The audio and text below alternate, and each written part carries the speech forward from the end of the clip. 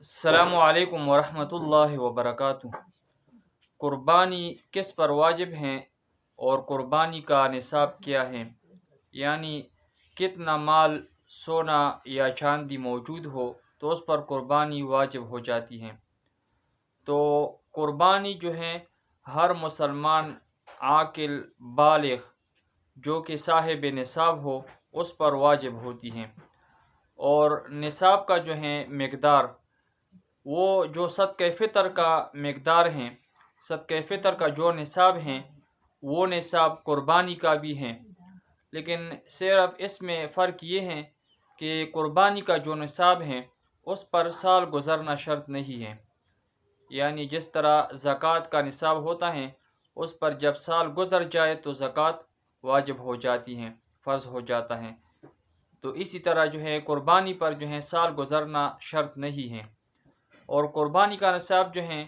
وہ یہ ہیں کہ اگر کسی آدمی کے پاس جو ہے یا عورت کے پاس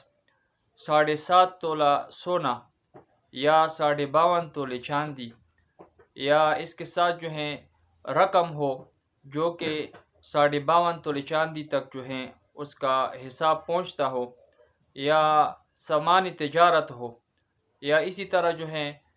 ضرورت سے زائد سامان ہو، یعنی جو ایسا سامان ہو جو ضرورت سے زیادہ ہو۔ مثال کے طور پر ایک آدمی کو جو ہے ایک گاڑی کی ضرورت ہے، ایک موٹر کار ہے اس کے پاس، تو وہ اس کا ضرورت ہے، لیکن اس کے پاس جب دوسرا موٹر کار ہو اس کی ضرورت نہ ہو تو وہ بھی ضرورت سے زیادہ ہو گیا۔ اسی طرح یعنی گھر میں جو چیزیں ہیں ضرورت کی ہیں، اس کے علاوہ جو ہیں جو ضرورت سے زیادہ سامان ہو تو وہ بھی نصاب میں شامل کیا جائے گا۔ تو اگر کسی آدمی یا عورت کے پاس جو ہے موجودہ جو میں نے آپ کو سامان ذکر کیا کہ سونا ہو یا چاندی ہو یا نقد رقم ہو یا سامان تجارت ہو یا ضرورت سے زائد سامان ہو، تو ان مذکورہ چیزوں میں جو ہیں یا سب موجود ہو یا بعضی چیزیں موجود ہو، جب اس کو آپ ملاتے ہیں تو وہ نصاب تک پہنچ جاتے ہیں، یعنی 52.5 تولے چاندی کی قیمت تک جب پہنچ جاتے ہیں تو ایسے شخص پر جو ہیں، یا اسی طرح اگر کسی عورت کے ساتھ جو ہیں یہ نصاب تک جو ہے سامان موجود ہو تو اس عورت پر جو ہے وہ قربانی واجب ہو جاتی ہیں، لیکن اس پر جو ہے سال گزرنا میں نے آپ کو بتایا کہ شرط نہیں ہے۔ بعض لوگ یہ سوال کرتے ہیں کہ میرے پاس تو 2 دن ہو گئے کہ میرے پاس جو ہے پیسے آ گئے، سونا آ گیا، تو اس پر تو سال نہیں گزرا ہے تو مجھ پر جو ہے قربانی واجب نہیں ہوگی۔ نہیں، یہ بات غلط ہے۔ سال گزرنا جو ہے وہ زکوٰۃ پر شرط ہوتا ہے،